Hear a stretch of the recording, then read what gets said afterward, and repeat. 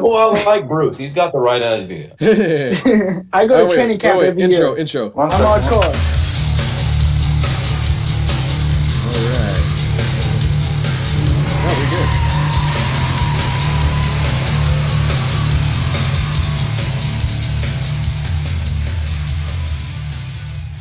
Welcome, friends. We are back. We have another special guest today. Please give a warm welcome for Chiseled Adonis. Woo! Come on, give him some applause, guys. Thank you. Oh, yeah. I appreciate that. The praise, it really is helping me in my psyche. If you guys didn't know already, I am the diligent, vigilant, meticulous, sagacious, conscientious, analytical, methodical individual, the Chiseled Adonis. Honestly, thank you for coming, man. It's a pleasure to have you. Yeah, it's a pleasure to be here. I'm just glad we can bring in rather guests that aren't just guys I know in the neighborhood. Hey, who knows? If I move next to you now, I'm going to be in the neighborhood. Oh, that's true. That is true. Like, it depends on the people in the neighborhood itself. That makes sense. That's fair. I should point out now he's another Steelers fan, so now I feel like Bruce is probably going to have a rather eventful night.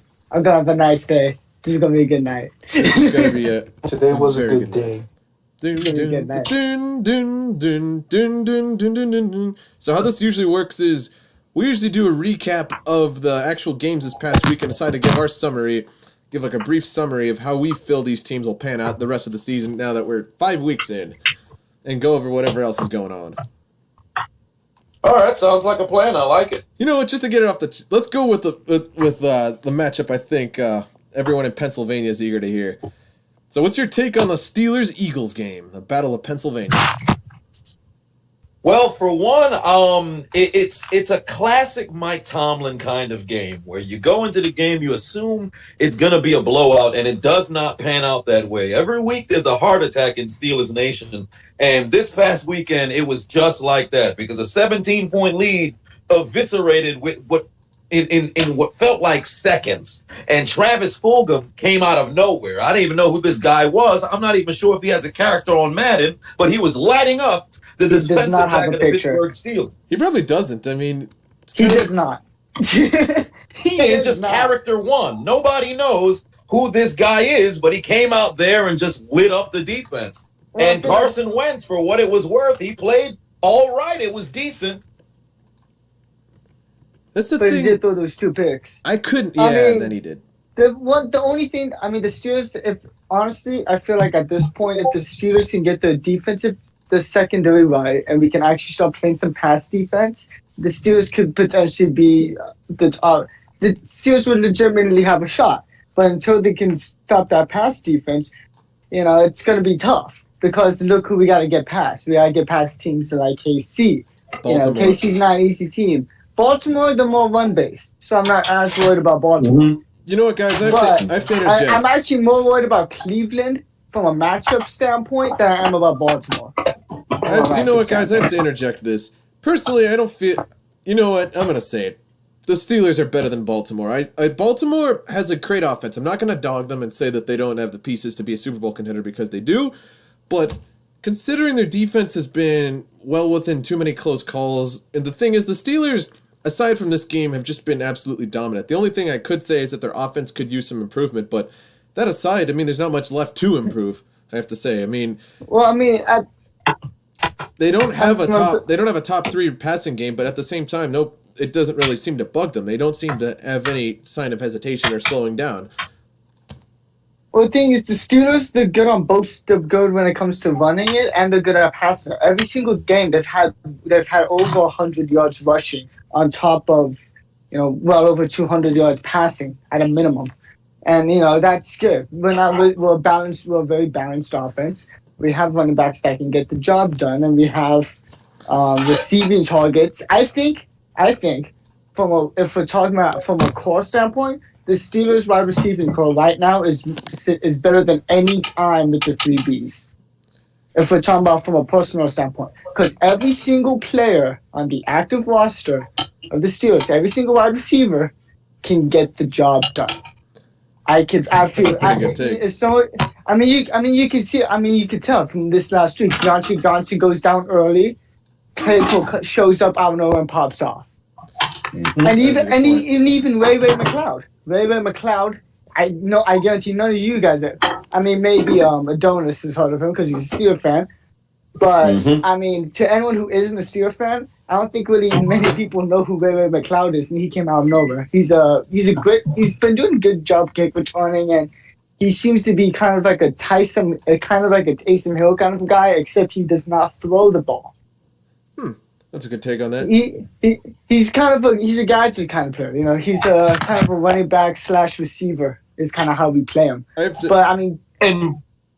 Yeah, Bruce, I was going to say, you make a very good point about that receiving core, because every single person, not only can they get it done in the receiving game, but on the ground as well. Ray McCloud had a huge play on a gadget play, on a run play. And then you have Deontay Johnson. He had few times in which they'd give him handoffs, not out of the backfield, but on like a jet sweep or things of that nature. We've seen Juju Smith-Schuster do it in the past. And Chase Claypool, they're getting him acclimated there as well. So they've got a lot of versatile guys. I don't think there's another receiving core in the league, probably outside of maybe Kansas City, who utilizes their wide receivers in the run game and the pass game. Yeah, and I don't really think anyone outside Kansas City does it as well as the Steelers do it. Not to mention, I think the Steelers, for example, if Tyreek Hill goes down for KC, that's a relatively big blow for the offense. You know, the thing is, we probably have 2 or 3 receivers on this team right now that would, on other teams, could be number 1 targets. You know what, guys? Juju on any other team, the number 1 target. Claypool's the number 1 target on any other team. Bruce, I have to say this, but personally, in my own opinion, I honestly think the Steelers have a better receiving core than the Chiefs. And honestly, that's my hot take. I don't care what people think. But in all honesty, look at the arrangements they have. They have people who are just very well-rounded on all sides of the ball, who are able to keep up with crucial coverages, follow the plays perfectly well. And the thing is, my problem with the Chiefs is, outside of Sammy Watkins, who's just a great all-around receiver, Tyreek Hill and Mecole Hardman, like I've said time and time again, they are fast, but they do not have the hands. They don't have the mindset. For instance, Mecole Hardman literally ran 15 yards the wrong way during the Super Bowl. I mean, that kind of stuff happens on every play. Everyone has a bad play. Mark Sanchez went to an AFC championship and then also butt fumbled. But I mean, on the other hand, I think Tyreek Hill, he's got the hands. Tyreek Hill, he's for real. He's for real. I'd say he's for real. What about Mecole Hardman though? Mecole Hardman, I'm not sure about because I haven't seen him do as much in the past. And say hi because I gotta go. Oh wait, Joey wants to say something. Let me turn Joey's mic Joey. up. I wanted to say, Mr. Adonis, I'm a huge fan of yours. I follow along with your commentary and everything. Whenever you say game highlight commentary, I do game highlight commentary. Sorry, I just gotta get back to work. But Mr. Adonis, it's an honor to meet you. Guys, have a great rest of your stream. Go Broncos. I know they suck, but you know what? We're gonna beat the Pats because Cam Newton is not 2015 Cam Newton. So we're going to be... He's going to play, though. I think he's going to play. Yeah, he's going to show up and he's going to play. But Stephon Gilmore's going to hurt them.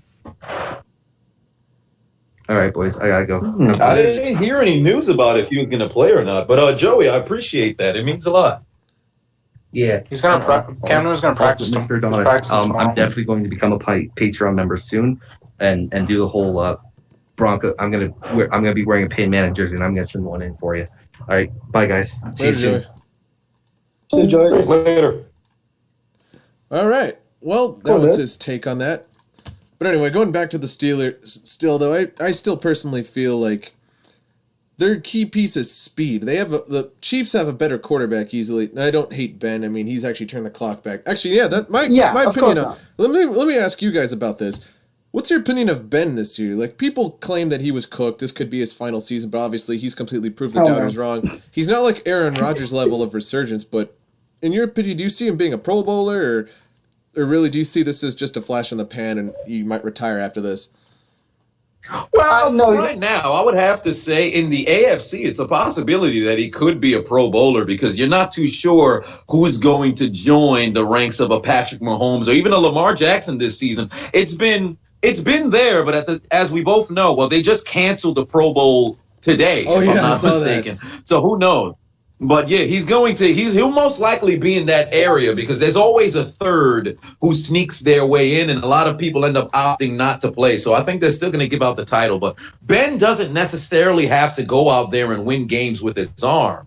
Like in the case of Aaron Rodgers, if he does not have a very good game, Green Bay loses. In this case, with this offense that Pittsburgh has now, and like Bruce talked about a little bit earlier, them getting it done on the ground game gives Ben an opportunity to only have to throw between 200 and 300 yards, and he can sit back on the bench and relax because he doesn't have to bail his team out. And we've seen him over the course of these 4, games. He's got the job done through the air. He hasn't been, criminally inaccurate. He hasn't forced the ball to anybody and turned the football over. I think he only has, 2 picks, maybe 1. He's got 1 pick, 1 interception. Yeah, he's only got 1 pick, and they were all calling him, captain interception after forcing a ton of balls to Antonio Brown. So I love the way Big Ben's playing now because he's a savvy vet who doesn't have to go out there and feel like he has to win games. Just look at Phillip Rivers in Indianapolis, throwing picks galore. So Ben doesn't have to worry about You know what? Phillip Rivers and David Johnson are the people who are just trying to do the complete opposite. Like, for instance, David Johnson's case, he was just the product of, before he was fired. Bill O'Brien just trying desperately not to look like such a moron for trading away arguably the best receiver in the league right now. I mean, he's getting so many carries and he can't do, jack shit with those. I don't think that's all on Houston, though, but we'll get to them a little bit later. What's your thought on it, Bruce? On what, Houston, or are we still talking about Pittsburgh? Pittsburgh? Well, one thing I totally agree with him. And I think AB not being on the receiving core makes it better. Actually makes the offense better. Because the big issue, a lot of no toxicity interceptions was coming back. Well, not only that, but just AB, if he's not getting the ball going to him 10 times a game, he's getting upset on the sideline. Well, he's upset. He felt Ben. I feel like Ben felt forced to kind of force it to AB a lot of the times, and that's where a lot of his interceptions came from. Most of his interceptions, overwhelmingly amount of his interceptions. Reminds me of T.O. and McNabb a little bit, doesn't it? Well, but it was a little bit different. It was a little different. Yeah, yes. Like Bruce was saying, with all of those picks going against Ben on the stat sheet, he was forcing, like the game against Jacksonville when he threw 5 interceptions. He forced the ball so much to Antonio Brown. Although Brown went over 100 yards and had a pretty good game individually, but a lot of those passes shouldn't have happened. Ben overly tried to compensate Antonio Brown, and like Bruce was talking about, with AB not being there, the offense actually in the passing game runs a little bit better because you can game plan for Juju Smith-Schuster, but then Chase Claypool will get you. You can game plan for Chase Claypool, but then Deontay Johnson will get you. Through 3 weeks, Johnson was only behind DeAndre Hopkins for the most targets in the league. And then all out of nowhere, Chase Claypool could have a good game. Juju Smith-Schuster's had 3 touchdowns already. You don't know who's going to get you. And then with Ray McLeod coming out now, the Steelers wide receivers, they truly, without AB, I think they're even better. I'd have to agree with Bruce there. Yeah, that's a fair assessment. You know what, though? Go ahead. One more thing I would like to comment on about Claypool is it's not like he was going against some scrub cornerback. He was going against Darius Slay for most of that game. He was burning Darius Slay like he was some unknown rookie. I mean, I think the only... And think about it like this. He would have gotten 5 touchdowns if it wasn't for a BS offensive pass interference. Yeah, actually. If it wasn't that he has 5 touchdowns and an extra 38 yards. I'd actually have to agree with that. That call was kind of stupid. You know what? I have to say though, for obvious reasons, I'm not a Steelers fan. But if I had to pick two particular people I feel don't get enough love in terms of both sides of the ball as an offensive playmaker or as a defensive impact, I have to say probably Chase Claypool and Devin Bush. Devin Bush, man, in my opinion, it's a crime as how overlooked he is. Oh yeah, I mean he's seen as like a man kind of linebacker. He is kind of no one really talks about him, but he's our new Shazier. He's our new Shazier kind of player. Right? Mm-hmm. He's that speedy guy who's going to be able to get in and he's going to make the big hit. He's going to pick up passes. He can keep up in coverage.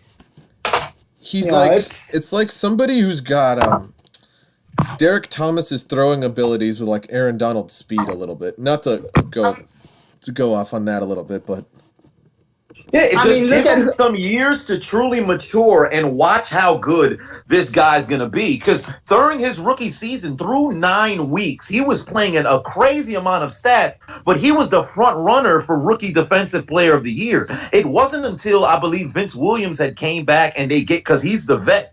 And he's more of a run stopper than in pass coverage. But because Devin Bush can do both, just like Shazier could, you'll see Devin Bush take over that spot and really become a force in this league. Because not only is he just, sideline to sideline and cover and be able to stop the run, this guy makes splash plays as well. Just like what Minkah Fitzpatrick did last year in the secondary, Devin Bush can do that from the linebacker position. So really, this guy's got the whole package. I can't wait to see how his career pans out. You know what, though? I have to say, though, I just lost my train of thought. Actually, you know what? Screw it. I'm going to say it. I think Devin Bush is just a younger, thirstier, a slightly better version of Khalil Mack. That's the only way I could really describe him, in my opinion.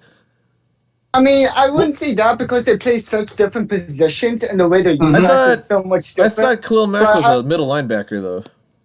No, I think he's a left outside linebacker, if I'm not mistaken. He's on left or right. Yeah, he's an edge rusher, slash. Yeah. Oh, that's right. He's like a linebacker, outside edge, defensive end in that area. Because he's rushing the quarterback almost about 98% of his snaps.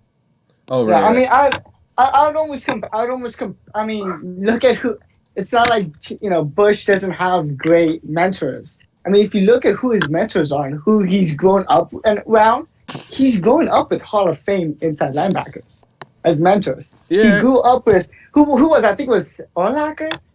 I think it was Urlacher. Oh yeah, it was Brian Urlacher. Urlacher is one of his mentors. I think Ray Lewis is a mentor of his. I find the irony so funny in that one. Once he got drafted to Pittsburgh, Shazier became a mentor to him. I mean, dude's got, if anyone's built for success from a knowledge standpoint, it's him and TJ Watt.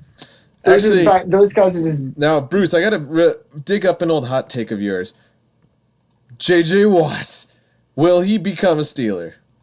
I think he will retire a Steeler. Okay, if he retires with anyone other than the Texans, he'll retire a Steeler.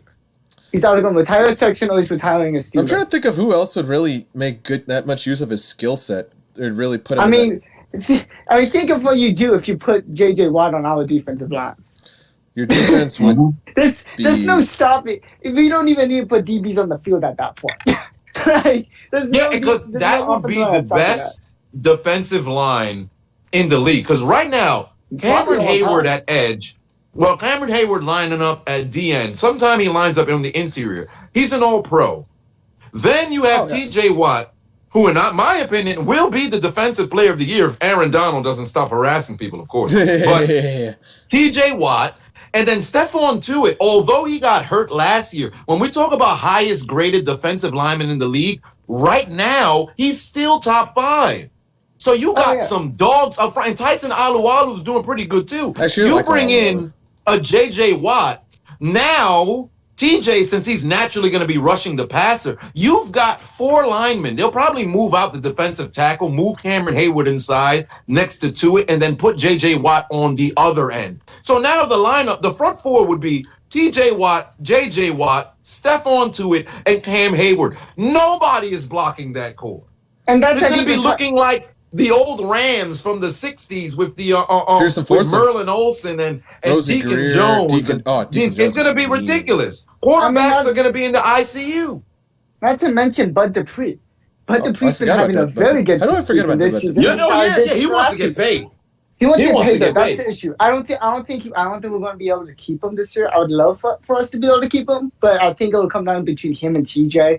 And when I get rid of when I then go TJ. Yeah, we're going to be over the cap if I'm not mistaken. So TJ is going to get paid. Unfortunately for Bud, he's most likely going to have to go somewhere else. I wish there was a way that both of them could be accommodated, but I don't think it's going to be possible. Hopefully we can at least get him a ring before he leaves. That'd suck if he's gone. I love when we have 2 edge rushers who can get the job done. In the 90s, you had Gilden and you had Green, and then the early 2000s, you had Woodley don't remind me. And Harrison, and then now You got Dupree and you got Watt, but unfortunately, there's always one that ends up leaving. So it most likely end up being Dupree. Don't remind me of Green. Yeah. That was another terrible trade of the Rams to the Steelers. Thanks. Joe, remind you about Bettis? Oh, yeah. That wasn't a trade, though. Jerome He Bettis was- guy clearly doesn't care about football. Oh, God. He's clearly never going to cut out for our team, even though he's was a 2-time Pro Bowler with the Rams. Mm-hmm. God. It just doesn't make sense. I don't know what the Rams were thinking in the 90s. They just got rid of everybody. It wasn't a smart problem idea. is their organization is kind of what the the football team is now.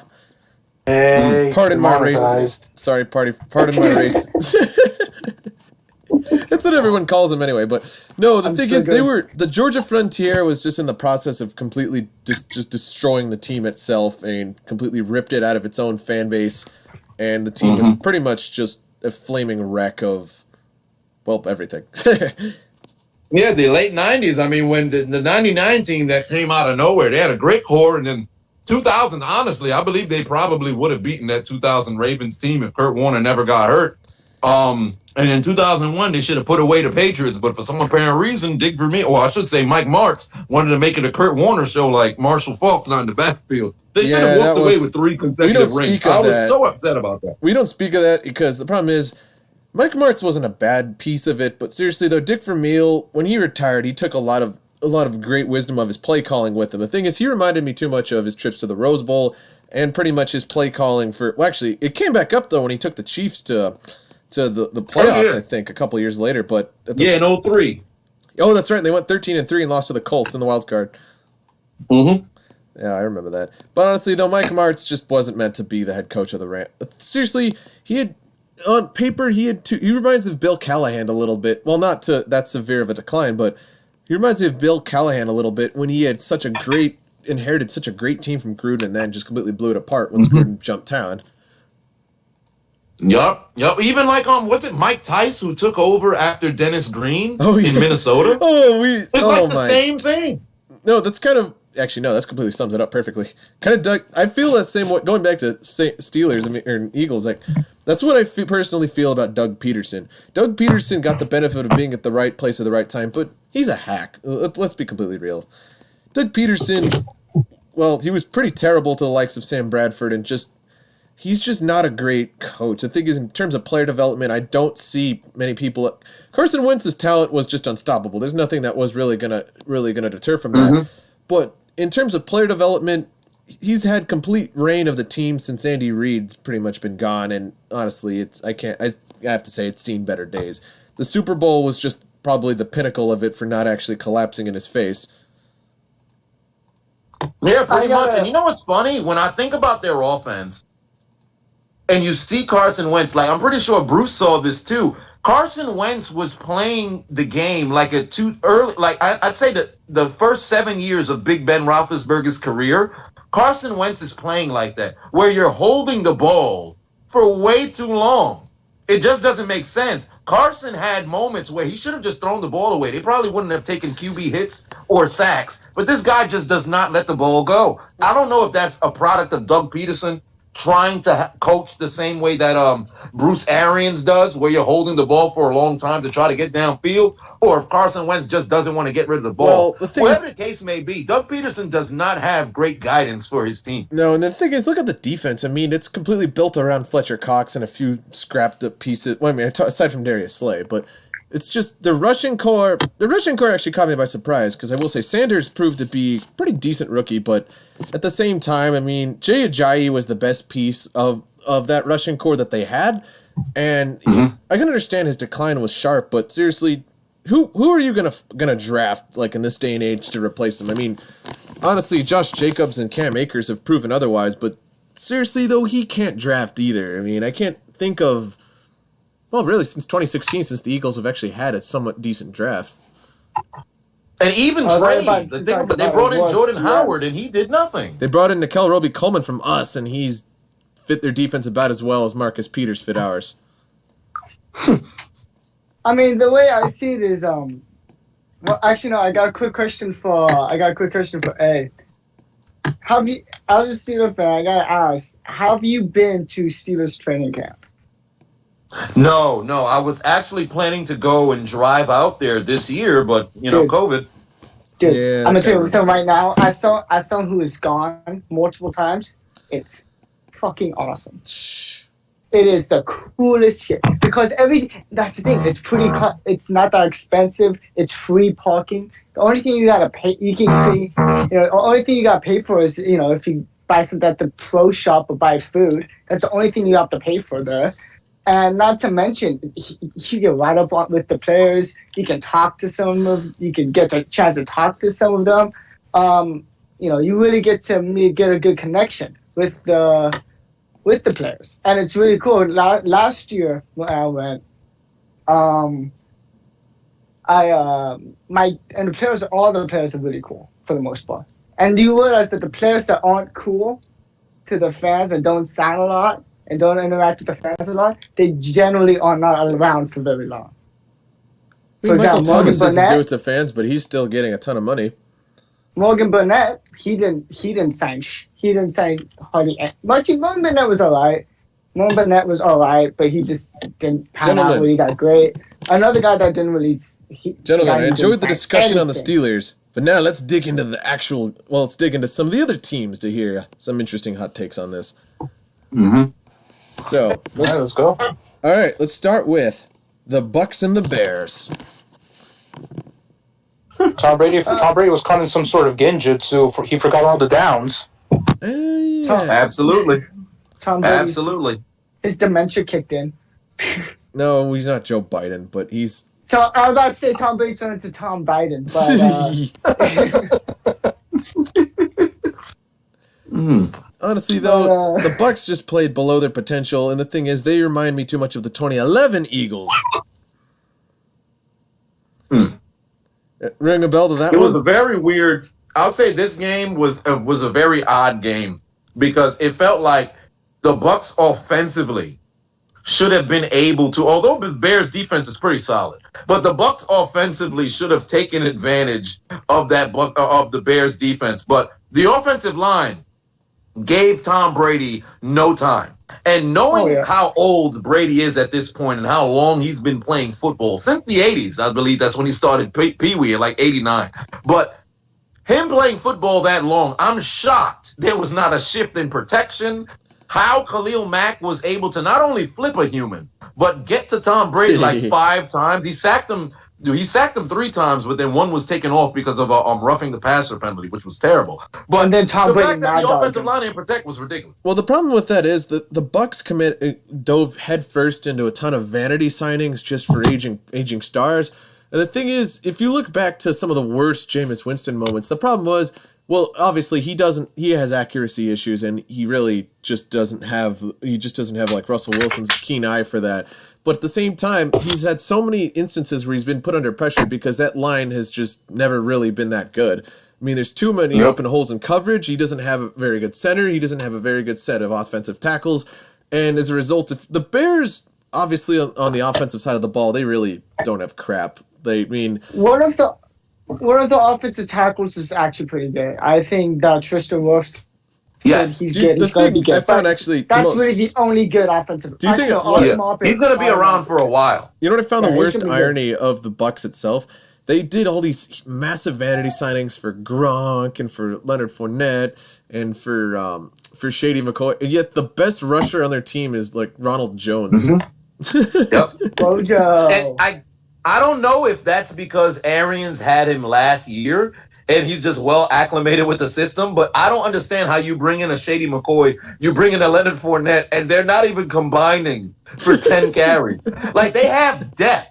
The Bucs have depth everywhere. But when you look at production, you're not getting it from those guys. You mean to tell me Gronk came out of retirement just to be a blocking tight end? Now, granted, he's a hell of a blocker, but he was the most dominant tight end in the history of the game when he was in his prime. He made George Kittle look like a his scrub. Last couple of seasons, he was still, halfway decent. 75% Gronk is better than about 80% of the tight ends in the league, and he's not really being utilized. Cameron Brate is the main tight end right now. That's just, it doesn't make sense to me.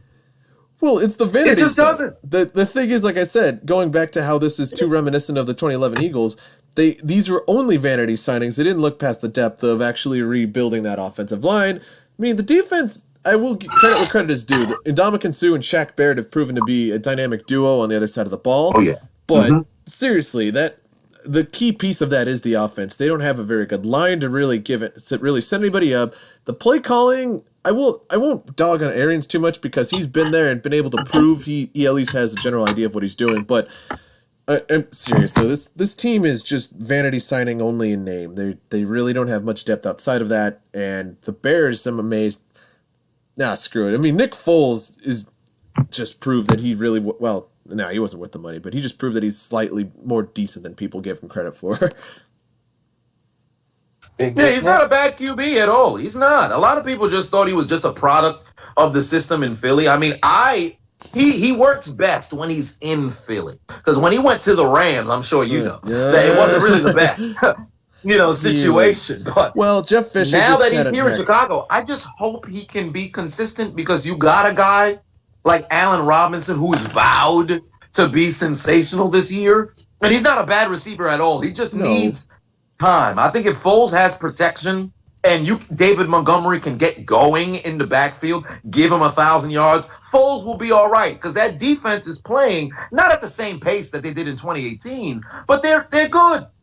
If you don't put them on the field for 40 minutes, they can sustain a good game defensively. Oh, they really can. That's the thing that's always been overlooked of the Bears for so many years. I mean, obviously, aside from failing to address really many of their offensive issues, but no, I completely agree with that. Anyway, we must move it on to the Jags and the Texans.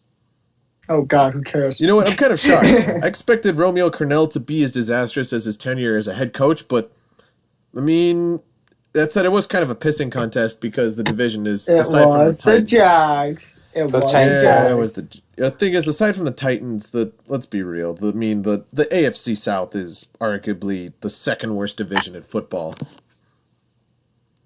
Yeah. Possibly. Yeah, I think because I think so because I would say the NFC North because it's just going to be Green Bay far and away, but Chicago with Foles is much better. Minnesota's way better than what their record actually says they are. They just can't finish. And Detroit, it's been the same story every single year. They're just like Minnesota this year. They just can't finish. Detroit's actually pretty good. I had them slotted to go to the playoffs, but they can't finish in the fourth quarter. I think by far the worst division in football has to be the NFC East. No, we shouldn't even need to. I think everybody without saying that division is beyond seriously, it's a clown show. It's a crime, like how any of these teams can secure a wild card berth. The thing is, look, I got a hot take. Go. A big hot take right here. I think, assuming he's off his suspension, week 8, like he's supposed to be right now. I think AB is signed by week 10, by the end of week 10 before week 11. Actually, on the subject of that, what are your thoughts on Le'Veon? I knew that was going to come up. The Jets have jetted. The Steelers are always right. Yeah, pretty much. Two of the three Bs are free agents right now. Out of football. On pace to I don't understand. The Jets, seriously, they think that Le'Veon was the worst of their problems, yet they had abhorrent play calling. They've had. I can't believe Adam Gase made it longer than Le'Veon. No. I don't think the play calling is the problem. The problem is that front office, because Woody Johnson just does not know what the hell he's doing and honestly has no business in the NFL. Mm-hmm. Absolutely. He seems very comfortable with being mediocre. And Adam Gase is just getting rid of everybody. Now, the release with Le'Veon Bell, I understand because on social media, he's being a bit cancerous. I mean, liking tweets, berating the team, or also talking in the media in roundabout ways, talking about how you don't like it here. That leads to people getting let go. But production-wise, I mean, he coming to the Jets, he was still the best running back in the game. And then look how everything fell off. Now, a lot of people are going to look at him like, well, you're just a product of Pittsburgh's system. That great offensive line allowed you to go out there and be the best running back in the game. And here he is sitting on his couch just like me and you, just like doing AB. nothing. Yeah, it truly is a shame. As for I'm Bruce's just take for AB, I'll say this much: I do think because when he gets signed, I think that's when his suspension starts. I think that's when it starts. no, it's Already not going. yeah. It's already going. Oh, interesting. I That's thought why it he was when hasn't he been got signed. signed. No. No, No, if that's the it's case, already somebody's started. right. Yeah, I expect him to get signed. Then I was under the impression that once he gets signed, that's when the suspension starts. This is I intriguing. think Houston makes it. I think Houston makes a move on him. I think they try to sign him, but they have to. Then they end up trading away Brandon Cooks to free up the cap space necessary, and then they sign Antonio Brown. Because out of that, I could see that happening. I could see him going to Cincinnati because AJ Green wants out now. Oh, Brandon Yeah, They Cooks. he wants to get They traded. trade for away sure. AJ Green. They pick up AB, and then he's got that young QB in Burrow, and he gets to play Pittsburgh twice a year, which I'm not fond of. I just can't get But past he the is fact a about Brandon Cooks. 30-plus-year-old. I think if we're talking about Le'Veon here, I think the Rams are a great. No one's talking about the Rams being an option, which I don't. Well, have the no problem idea is, why. I don't understand. Actually, that is a good point. I don't really understand why. But the thing is, like, the only real issue I could see, well, aside from monetary reasons, but seriously, though, like, we're going to put two active cancers in the same team. Considering Ramsey appears to only be getting worse by the week, imagine the thing is, in the weird case of, like, when we had Aqib Talib and Marcus Peters, and they somehow managed to work together pretty perfectly. I mean, in this case, you're coming in with a guy who's got an insane amount of hype on his shoulders, and it's already getting a bit of flack and for stirring up quite a bit of trouble within the league itself. And you're getting a guy prone to trashing his own team and generating enough of drama within the organization itself. I mean, you only have a recipe for an absolute combustion of drama. Well, the thing with Le'Veon is he's fine as long as you're winning. If you're winning, he's no problem whatsoever off the field. I'm curious to Besides see. that one weed problem that he had with LeGarrette Blount. I know, awesome. He smoked a blunt with LeGarrette Blount. But But it's the outside same of with that, AB he's as kind well. of Because no, AB, he's because kinda lost with his the fucking mind. with the Texans, I think the signing will only happen if the Texans do what they did. I think it was 2 years ago, or maybe even last year, when they started 0-3 and were able to make it to the end and won their division. If the Texans are surging and they're winning, and now you can add a piece like Antonio Brown, great. But then if you're losing, I don't think somebody might make that move. Because Antonio Brown's only going to sign with a contender. What's the purpose of coming back and going to a losing team? You have a good point. I mean, in the sense that he could probably just fill the gap left by Hopkins. Yeah. That's what I'm saying. He'll fill the gap left by Hopkins, so trade away. They'll find a way to get rid of Brandon Cooks. Yeah, they'll dump him. He's only on a 2-year contract, right? Somebody's going to be dumb enough to pick up that contract. We all know it. And I feel like it's most likely going to be... It's going to be Adam Gase. It's going to be Adam Gase. Yeah, He would. probably. He would. No, it'll be Matt Patricia because he's an But ex-Patriot. the Patriots still need if the Patriots put it. It's going to be Matt Patricia. It's going to be Matt Patricia because Cooks is an ex-Patriot. He's perfect. Initially, I thought if anything for AB, it'd probably end up being Philly because of their receiver room always being hurt. Because Nelson Aguilar and Deshaun Jackson being on the sideline does not help out Carson Wentz. He desperately needs help at the receiver position. But then, is it worth the risk? Because Doug Peterson, as far as I'm concerned, will be walking on thin ice if they continue to start out seasons like this. Although he can get Philly to the playoffs, but I don't think this mediocre first half of the season for 3 consecutive seasons is going to look good on his resume. He can't Tom Coughlin his way to another Lombardi. Well, because he isn't Tom Coughlin. He's just a hack. Yeah, pretty much. Anyway, Bengals and Ravens. Honestly, I don't have much to say. The Bengals just... I knew that was going to be a blowout. We all knew it. Yeah. Let's moving on. Joe Burrow. I like how they try to hype it up with, it's Burrow versus Heisman winners. I'm like, no. Yeah, there was no hope. Joe Burrow got On top of that, Jesus. Burrow usurped Carson Wentz for the most sacked quarterback in the league. Somebody needs to save Joe Burrow. Which is saying something, considering that Wentz has played, Pittsburgh with 4 backup offensive linemen. Anyway, with that, Panthers Falcons. Oh, the Falcons just can't do anything right, can they? Well, they fired Dan Quinn finally. Yeah, I was about to say they Well, yeah, that's the only good thing they did. Well, Dan Quinn just doesn't believe in having defense in general. why? I have no idea why the owner came out and said that what he said about Matt Ryan. Why would you say that? Why would you say that? Matt Ryan, in my opinion, is the Really? biggest tragedy in the NFL. He's been He's a relegated. damn good QB. No, he's the biggest tragedy because of that. And the problem is he's always been overshadowed by someone better as the arch rival of his actual within the same division itself for so many years, and no one actually pays any attention to how good of a season he can have, or the Pro Bowl numbers, or just the Hall of Fame stats he's put up year after year. And it's just Didn't sad. he win an MVP though? He won an MVP though. Well, like one year, 2016? When they went to the Wasn't it? when they 2016? went to the chip. He won When the they MVP went to the same year they choked. Oh, right. Yeah, but it took the entire Falcons team being good in order for him to finally get his credit. He had a better season than his MVP season 2 years ago. Yep. And then he didn't even make the Pro Bowl. So basically, he's just Dan Marino Disrespect. 2.0. Well, not that good. Well, no, No, he's Dan Marino No. got his credit. No.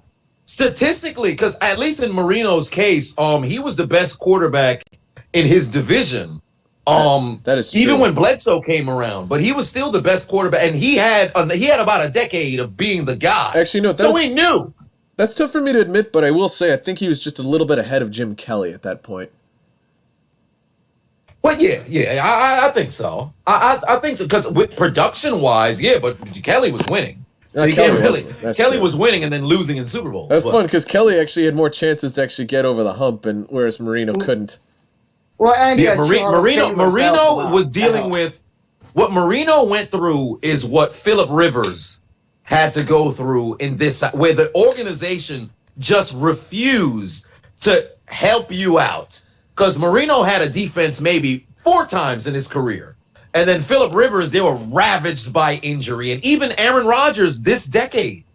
Same thing, where it's like, all right, we've got a quarterback who's the truth, and they're supposed to lead us to the promised land. So to hell with putting pieces around them. We're just going to hop on their back. And you wasted their prime years. I totally agree. Well, that's the thing is it's been such common practice within the NFL. I mean, in the case, not going to justify it because I still think that he would have been a bust regardless. But if you look at the cases of Jamarcus Russell, I mean, I mean, I think actually, wait, I would Adonis, have like you to heard say the DVD story? The DVD story about Jamarcus Russell. Oh, yes, I did. Yeah, they gave him a blank one. He's like, yeah, man, I was reading coverages and all that. That's ridiculous. I don't understand. And this was a guy, and with Jamarcus Russell, he could throw 65 yards from his knees. Just like kind of what Mahomes is credited for doing now. Yeah, but Mahomes had the is good raw at the talent. football. Jamarcus Russell just did not work. Al Davis, as we all know, loves big arms and fast guys. That is his thing. Al Davis loves And Jamarcus speed. Russell had it made. All you got to do is just stay in shape, throw the ball deep. That's it. And you can last in the league until as long as Al Davis died 5 years later. But he could have at least lasted, 4 years. He died in 2011. Oh, yeah, but he he could have died in at least lasted longer than he did. It's a shame, really. He had probably the most potential I've ever seen. Even Ryan Leaf, I think, he had potential. He was just hyped because just of how high his draft stock was, and then just how, actually, statistically speaking, Ryan Leaf was much worse, but... Yeah, Ryan Leaf, he had his first 2 games, although it didn't blow you out of your socks, but the first 2 games, Ryan Leaf actually looked like he had a bit of potential, and then it fell off a cliff. Against the Chiefs. If Ryan Leaf was playing in this era with social media, it'd be even worse. He'd be Johnny Football times 10. And you know what's funny? With Johnny Football, I actually still believe in Johnny Football. I feel like if he did not go to the Browns and he went to a team that actually had structured discipline and a coach that holds him to a standard and a general manager and an organization that says, we're going to do things this way, I truly think he could have still been playing. But the fact that he ended up on the Browns ruined this man's career. I mean, kind of like with Kellen Winslow Jr. initially. I kind of see a similarity there. I mean, in Manziel's defense, if I played for Cleveland, I would probably need cocaine and numb the pain too. Yeah, fair enough. The thing Fair is, enough. That makes In his sense. defense. You know what? Let's put him in a scenario. Let's put him in a trade scenario. Let's say instead Cleveland somehow picks Teddy Bridgewater and Manziel goes to Minnesota. What do you see happening if he actually did come around a decent system? Oh, that would be great because, for one, behind you have Adrian Peterson, who just, if I'm not mistaken, he was coming off 2 years. No, it was coming. Manziel came out in 2014, right? Actually, So- 2014. That was the year AP got suspended, though. No, he got suspended, but AP being a leader on that team, so he would have probably been able to at least talk in his ear. Unfortunately, wouldn't be around the organization, so that kind of sucks. But at least in training camp, he could have tried to put him in the right spot. I think Zimmer was already there. Yeah, he was. So if that was the case, Zimmer is one of those no-nonsense coaches, so he's not going to put up with no shit. So he'll at least have Manziel going down the right path. So I think that's a way better situation than whatever the hell he was dealing with in Cleveland. In Bridgewater, it would have been unfortunate. Actually, credit where credit's due. I mean, that's a pride fact of Zimmer himself. I mean, he put up with the Falcons organization. He dealt with Michael Vick for so many years, and he had to deal with the absolute mountain of garbage left by Bobby Petrino after he literally let that 4-sentence handwritten note. That Bobby Petrino has to go down as the worst coach in NFL history. Like, there's no. No, one who the worst coach in NFL history is? Oh, Dave Shula? No, you haven't heard of him. Who? You haven't heard of him. Because Bert that's Bell? how bad they are. You haven't heard of them. If you haven't heard of them, that's how bad they were. Yeah, pretty much. You must have had to have some kind of success in the league. Bobby Petrino keep in never mind- had any success. He played for like 13 games, and then literally the night before a primetime matchup against the Saints, he just gave up. Was he coaching the Cardinals? No. Bobby Petrino was the Falcons. Remember when he typed them like a little 4-sentence note, taped it to everyone's locker, and then just got on a plane, went to Arkansas, and then had his press conference the night before the game. Wow. That's ridiculous. I would have rather had Belichick as my coach for a day than have that guy. He literally didn't even tell the staff until all the players came in for warm-ups to that game. It's Wow. He's Devontae Davis of coaches. Oh, yeah. Oh, God, that's right, because you're starting at halftime. Well put. I was just talking about Vontae Davis a little bit earlier, too. It's going to be in my commentary. Oh, about that stiff arm? Oh, yeah, I did another 5 minutes on it. That stiff arm was nasty. I love It's not. It's unfair what happened. happened to Josh Norman. It's the saying that he had to die like that. I feel bad. No, I don't feel bad. He died in Washington. Actually, Yeah, all he was doing was getting burnt. And you know what's funny about that was his first 2 years, he was in a situation where it was fingertips away from making plays or one step away from making plays. If you look at the first 2 years of film in Washington, because a lot of people just thought he went over there and he was stealing, because he did get burnt toast all the time. But in the first 2 years, he would play perfect coverage, but never got on the other end of luck. He would jump, the ball would slightly go over his fingertips. He was in great coverage, but somebody would have him beat by just a step. I don't know what the deal was. If I was playing as Josh Norman in Madden, I would have already destroyed my controller and my TV, because he just did not have luck on his side those first 2 years. Then the next two, in 2018 and 2019, that's when everybody got him. I'm not gonna lie. And all three of us could have went on the field, and we probably would have got a reception on Josh Norman. I'm not gonna lie. Honestly, I did not know he was on the Bills until he got stiff-armed last night.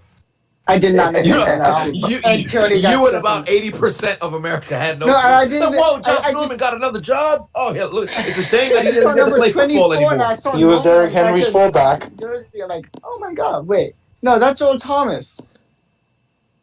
It's Old Thomas brutal.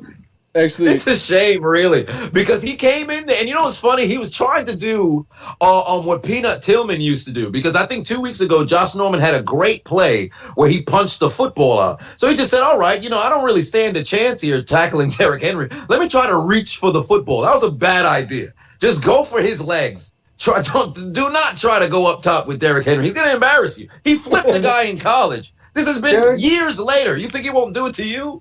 Derrick Henry is the running back version of Soviet Russia. He hits you.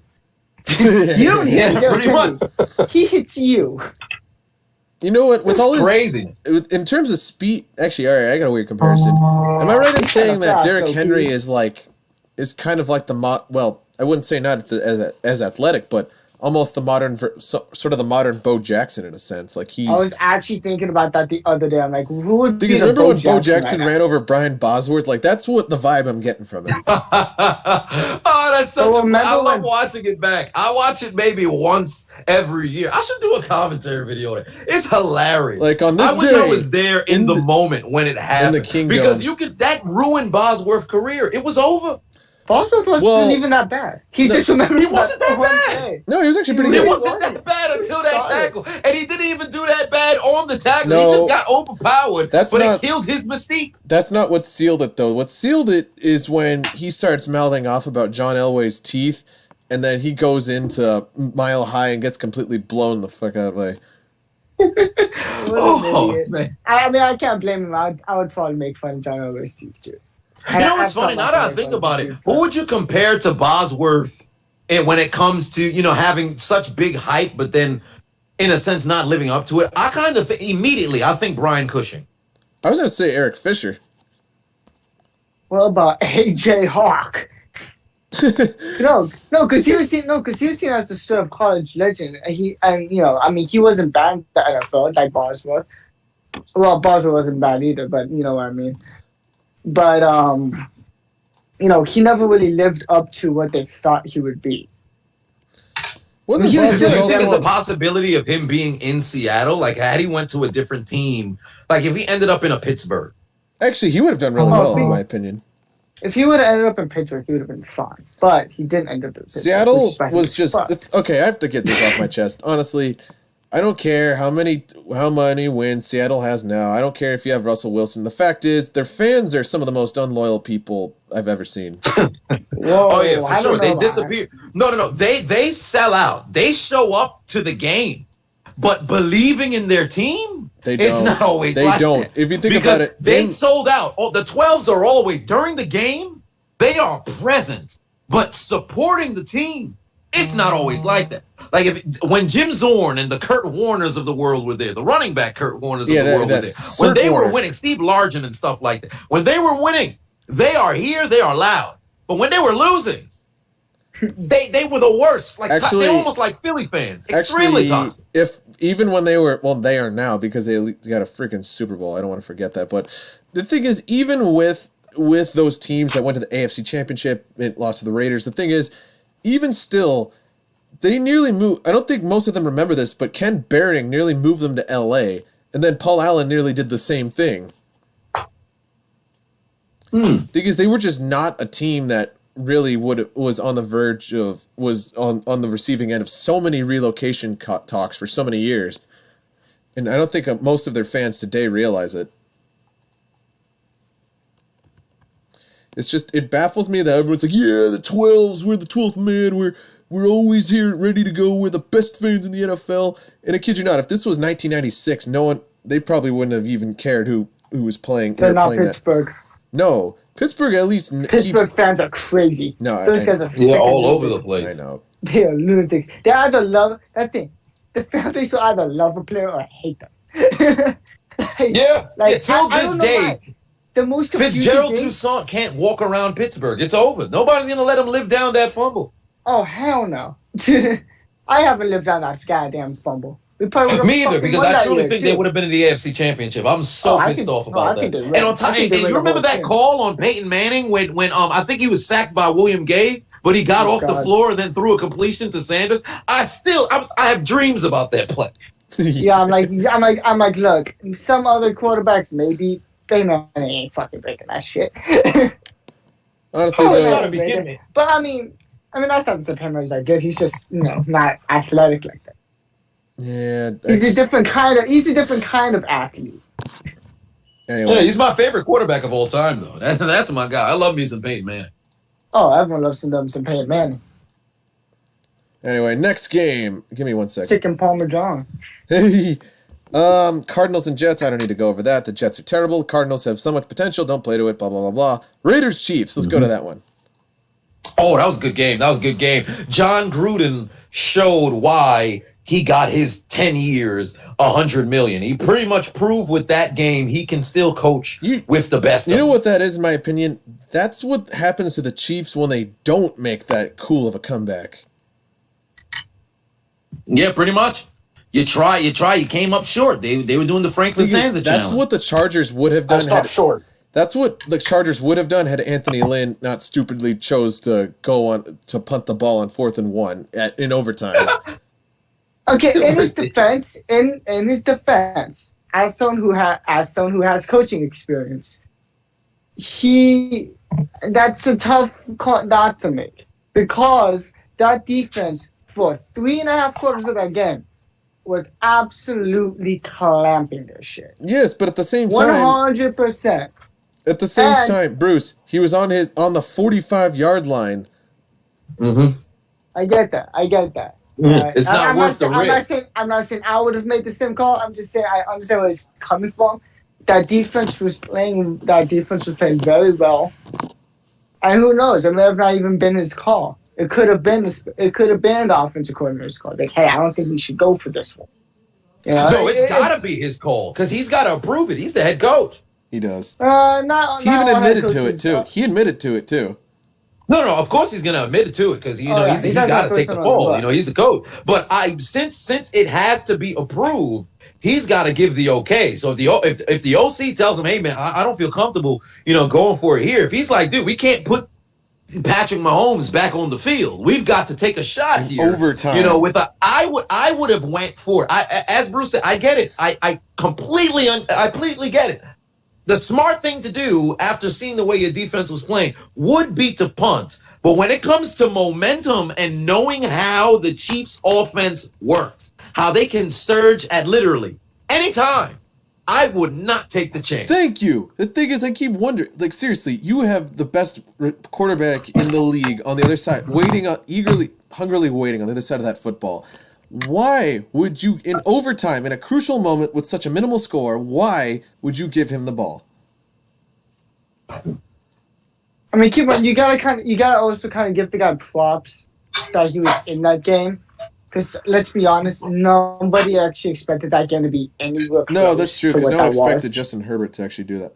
Herbert actually, I kind of like him. He's really caught me by surprise. I don't know why everyone was so harsh on Herbert. Well, the thing is, Oregon's just never. Well, aside from Dan Fouts, I mean, Oregon's just, Dan Fouts and a little bit of Chris Miller, but they've just never been known for particularly generating quarterbacks. I mean, USC, they're good at college quarterbacks, but they're not that great at, NFL quarterbacks. Well, the thing is, like Joey, if you look at Joey Harrington and Chris Miller's latter half of his career, I mean, it's kind of self-explanatory as to why Oregon quarterbacks usually don't go that high. I mean, the Trojans, and when it comes to non-quarterback positions, they usually put out damn good prospects. But when it comes to quarterbacks, which they tend to always have, well, the thing is, always somehow have. If you want a quarterback from the Pac-12, you get someone from Cal or you get someone from Stanford. Well, you get a man named Andrew Luck, but Bruce Arians actually said that Andrew Luck was his favorite quarterback. That he thought that he was the most perfect. He would be mine. I have to say, Adonis, what are your thoughts on him? Now, keep in mind who he's coached Yes, here. I missed that guy. Yeah, he said Andrew Luck. Andrew Luck is the product of what we're seeing right now in Seattle, what we're seeing in Houston, and what we're probably going to end up seeing happen in Philly, where you've got a quarterback who's the franchise, but the front office doesn't equip them with an offensive line in time. Because Andrew Luck, realistically, is this generation's Tony Romo. But yes, where we talk about a guy who's just getting battered left and right, running for his life, but still being productive. And ultimately, he just said, I've had enough. I loved Luck. I loved this guy. His first 5 years, I truly thought he was going to be well on his way to becoming the all-time leading passer. And this guy was killing defenses. He beat Peyton Manning in a playoff game. Yes, he did. And took his team to the AFC Championship. And T.Y. Hilton, although he's a great receiver, I think when Luck was there, he put him over the hump to where, damn, this guy may just be extremely elite. I love Luck as a quarterback. And I'm so upset he's not there anymore. I completely agree. The thing is, it's not just the stats that really baffle me, it's his demeanor. Like, seriously, how many people do you know, like, quarterbacks that get sacked? It's his, nice hit, buddy. I mean, just football players in general. Like, if the other guy does anything good, it's just like, I always thought he was Canadian for just how, like, seriously, how do you be that nice to a defender who's literally trying to kill you? Best Canadian. Yeah, he was a guy who truly loved the game. Yeah, that is true. We got guys. I just want to say the Steelers have the best Canadian in the NFL. Who? Mapletron, bitches. Mapletron? Oh, you're right. I was going to say, the only Canadian in the NFL I could think of I've never been so excited for any prospect coming out of college that I have for Chase Claypool. Just because I think that he's got the potential that he has is just, it's insane. Like, he has the potential to be a transcendent talent. He really does. And he's not really an issue off the field at all. The guy's, he's a very good guy. He comes from a very good very good. Well, he started out playing hockey. All right, it's a cool story about him is he started out playing hockey, and he stopped playing hockey because he was getting too tall, and his knees were starting to hurt him. He was a disgrace to Canada. So he stopped playing hockey. Yeah, well, no, he actually. Well, and then he said, okay, I guess I'll play a different sport. How about football? And football's worked out pretty well for him, I would say, so far. Yeah, I'd agree. Anyway, let's get through the games because I got to go to get dinner soon. So we got, let's see, Eagles, Steelers. Oh, yeah, Rams and football team. I don't think we covered that. Adonis, what are your thoughts on my Rams? The Aaron Donald show. That's the only thing you really got to say about that. Aaron Donald and Alex Smith is back, but still Aaron Donald. Hold on. You know what? Alex Smith is back and immediately got sacked by Aaron Donald. And then Aaron Donald said, damn, that motherfucker's leg is strong. Well, the thing is, actually, as a positive for the Rams, I have to say, he actually said that. He did. There's been some he was talking about a kicker at the time. He was talking about a kicker. Oh, he was. There's been some pieces. Yeah, I saw all the memes where they were like, he was talking about he was talking about a kicker, but he did get to all the quarterback. I think what was it? Who was the quarterback who was in? Cal Allen got destroyed by Jalen Ramsey. Then he was gone. Ramsey's a moron. Yeah, and like seriously, that hit was stupid. That was Avonte's burn. Unnecessary. It was so unnecessary. Did he get tossed, or was it just unsportsmanlike conduct? Unsportsmanlike. That was just. I think that he should have been tossed. I would have tossed him if I was an official. If it was Brady, it's ridiculous. He would have gotten tossed. I'm just saying. What do you? And the saddest story in this entire ordeal is Dwayne Haskins, because they truly drafted him and just gave up on him. Like, what was the purpose of drafting this guy if you're not even going to give him time? Kind of like Rosen. Just like Rosen. Yeah, just like Rosen. They didn't even give the guy a shot. And I would like to have, because now I guess their shot value is going to be pretty low. If I was Pittsburgh, I would probably try to get maybe not a Josh Rosen, but grab a Dwayne Haskins. Just leave him on. Let him be taught by Ben, because I don't believe in Mason Rudolph. So grab somebody. Do you? Oh well. No. Hear me out. He was not. See, everyone act like he was just some horrifically terrible quarterback. It wasn't that bad. He had a winning record. All right, Mason Rudolph had a winning record in games that he started. He had a winning record. Let's keep that in mind. He forced the overtime against Baltimore early on in the season. Gentlemen, I got to cut it short, but we have to move on to... Sorry, finish up. Go through it. Sorry, we'll finish up. Sorry, I'm on. He got put in literally the worst situation that anyone could possibly get put in. Yeah, he kind of... I mean, he's got no chemistry whatsoever with any of his receivers. Everyone on his offense is fucking injured, so he's playing with a bunch of practice squad guys. Not to mention, he's a guy who had he had no NFL experience going into that. So he was put in the worst possible situation. I think he still has a chance to be the best one in that draft class. I think he's got a chance to be the best quarterback in that draft class. Yes, Lamar Jackson is in that draft class. I think long term, he's got a shot to be better than Lamar. Because I don't think Lamar's great right now, but I don't think he's going to be great in, He doesn't have an arm. Couple years from now. That's a very hot take.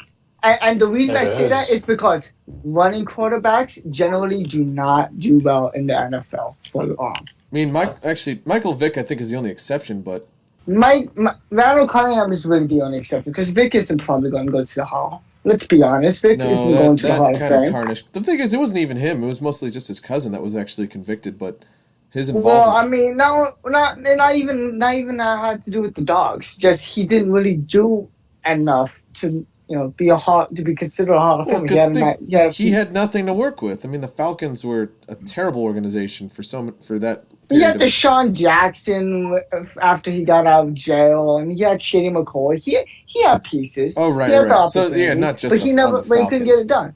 He couldn't get it done. He couldn't get it done with the Jets. He eventually got sacked, and then he went to Pittsburgh. He played one game, won that bitch. Fuck you, Spanos. And Anyway, game-winning drive. Bruce, Game-winning drive. Bruce, I got to move it on to Dolphins-Niners now. All right, my turn. Chris, as you can see by his eager pain, is a Dolphins fan. That's Oh, you poor bastard. And trust me, there's a lot I want to talk about Miami sports. Oh God, this is really Jimmy a tough G week for you, man. Just did not care. He just honestly. Yeah.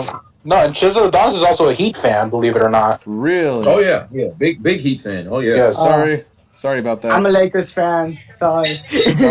Sorry about that. We flipped the coin and we got Fitzmagic. That's all I could say. I don't like Yeah, Fitzpatrick. I still don't. He's the greatest, worst quarterback of all time. You He's the never most know point- what you're going to get from him. Problem is, he's the most pointless quarterback of all time. Hey, it's hot and cold. Katy Perry would love him. This guy comes out onto the field, and you truly have no clue what you're going to get. He's two-faced. He's Hot two-faced. and He he's got a cold. full Yes, For real, I was gonna say that he's two-faced. He's like he throws the ball, he throws up the coin, and whatever happens. Yep, pretty much. Pretty much. He'll either go out there and look like a Hall of Famer, or he'll go out there and look like a number 1 overall bust. It's either Ryan Leaf or it's Peyton Manning. Which one do you want? There's no middle ground. I mean, I got the stats here. It's 22 for 28, 350 yards, 3 touchdowns. He went to 8 different receivers and had like a 154 rating. Oh my God. Anyway, next we have Giants Cowboys. Dak, Lift I'm praying Cowboys for you, for the man. rest of Poor Dak. Actually, How's Marv doing? contract. in all honesty, How's Marv Glover doing about the injury? thing is, Chiseled. Well, he seems to be. He's recovering. He's got to recover from it. It was very brutal. Tough situation. I wish Dak had gotten paid and took the contract that was offered to him, or maybe if Jerry wiggled a little bit and maybe gave him slightly what he wanted. But it's two He did parties give him a that mega could not see a contract, middle though. ground. I just wish that there's some way that they can, lock up Dak and get a contract that he truly deserves. Because for what it's worth, when it comes to production at the quarterback position, at least from statistically, he's shown up. Yeah. He's shown up. There are moments where you can say he didn't win games. I mean, he doesn't have a losing record, but there are times in which, Dak, we need you to go and get us a win, and he did not deliver. But a lot of different factors, happen when you're dealing with the Cowboys over there. But for this particular game, my thoughts were Andy Dalton did a hell of a job putting it together. The only downside is Dallas has no defense. no, they don't. Yeah, no, they they're look like dead. the Rob They're Ryan screwed. Saints. It's bad. Yeah, they do. Anyway, you have to move it on. Colton Browns. The Browns are legit. Yeah, Browns are legit. Well, The Philip Browns are Rivers. legit. Philip Rivers just does not have anything left in the tank. That's just all. Yeah, he's stealing out there. That game, he was straight up stealing. I don't know if it was the lack of. I don't know how good Jonathan Taylor was on the ground that particular game.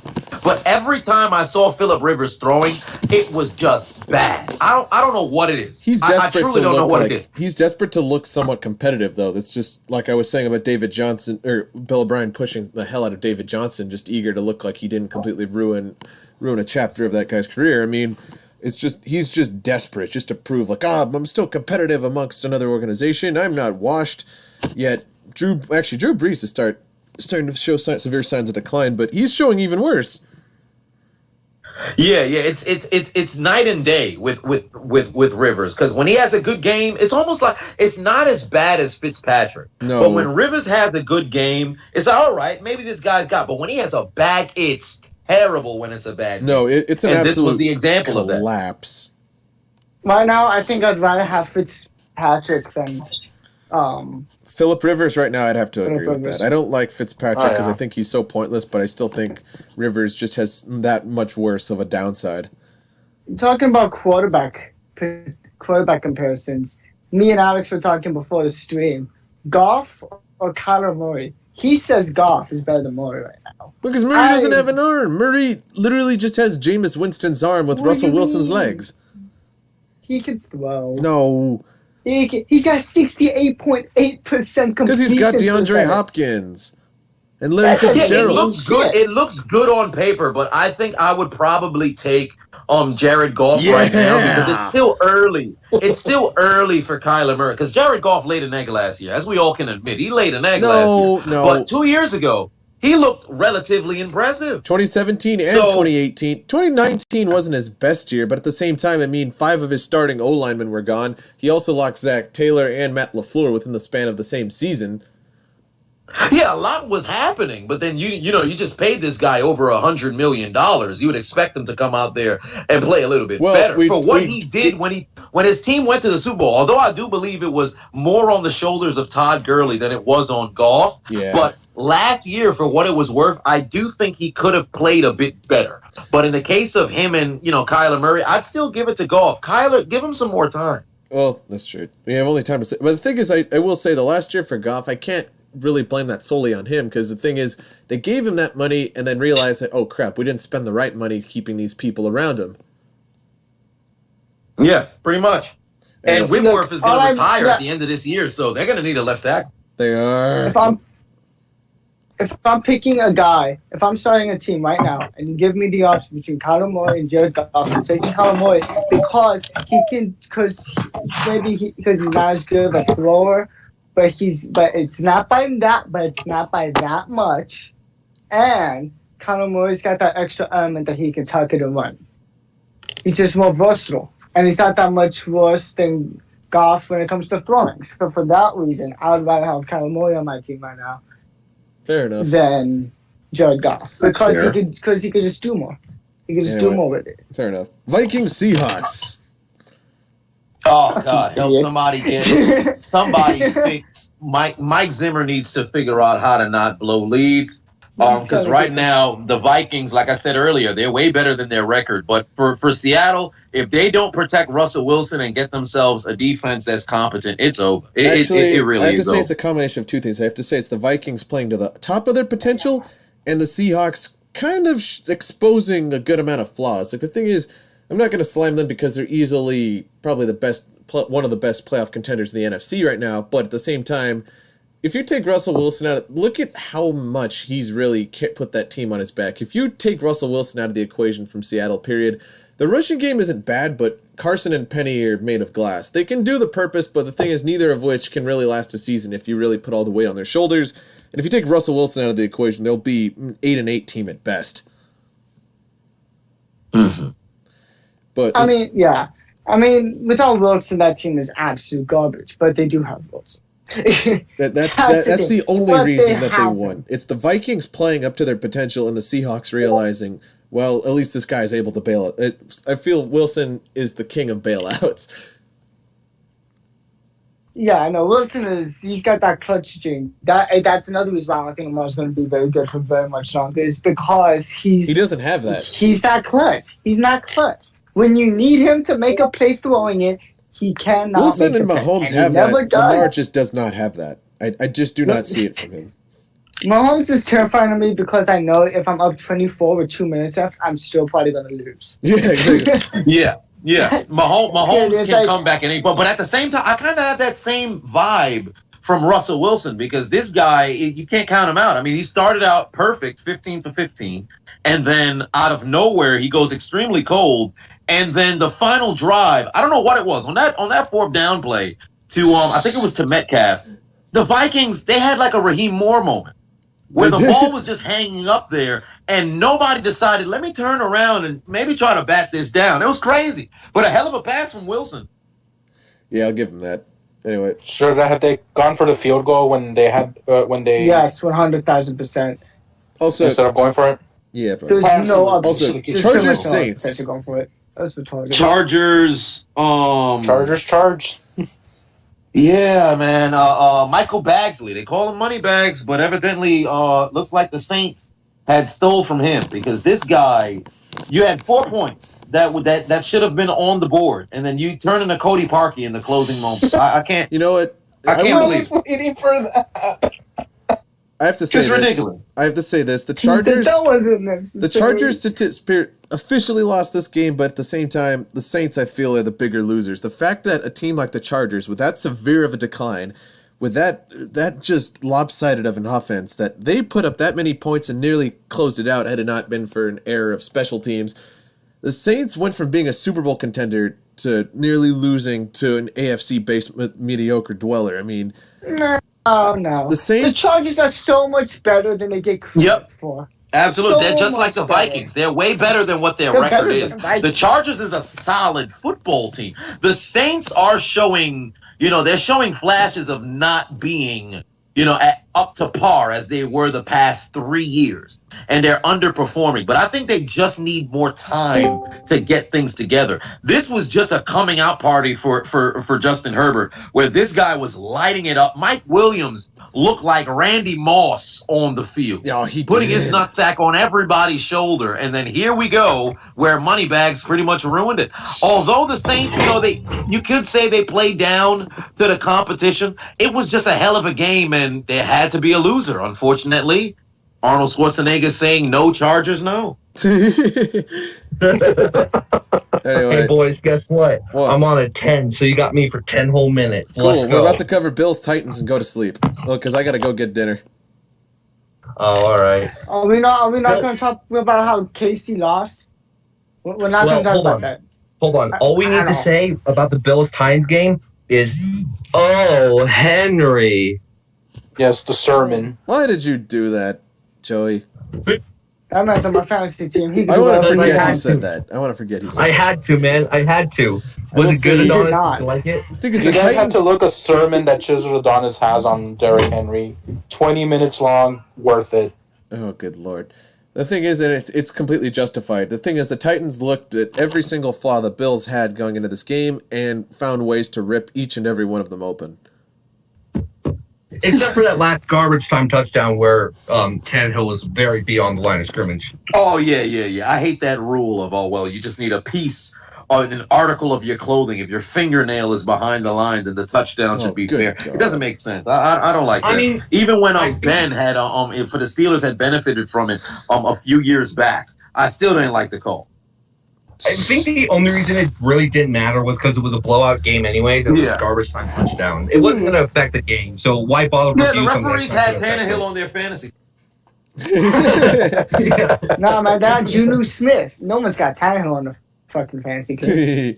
Oh, a Like lot of Geno people Smith. do. He did, guys. I think he was top 5 or top 10 last year. He's actually pretty good on fantasy. I don't follow fantasy, but from what I've seen on all the charts, he wasn't a premier sexy pick, but he gets the job done.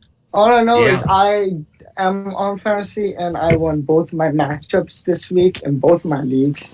And Do you have Chase Claypool on your team? Is that why? Yes, he does. no, I didn't play him though. I didn't play him. That's the thing. Every single week I'm like, I want to play him, but I don't know if I should. Anyway, Play the rookie. Always play the rookie. Gentlemen, I have to wrap this up because I have to go eat dinner. But Adonis, I have to say, it was a genuine pleasure to have you on the show. Yeah, I'm glad to be here. I actually had a lot of fun, way more fun than I initially had planned to have, because I always have fun. But then this was very fun. Thank you. Kind of glad Well, we I'm sorry. managed. You're welcome to I'm join sorry I again. couldn't have been here for the whole time. I'm really sorry. I had to work today. I had to work too, but I still showed up. Look, all I gotta say, Yeah, Adonis, but if yeah, you're but a I'm- Steeler it's my fan, fifth day. You gotta go to training camp. It is freaking phenomenal. I got a lot of, for example, like, you can say whatever you want. People can say whatever they want about AB. AB is great to his fans. Well, he was great to his fans before. No, he's always been great to his fans. Even when he was a pain in the ass for the team, he was great to his fans. He's great to his fans. Martavis Bryant, great guy.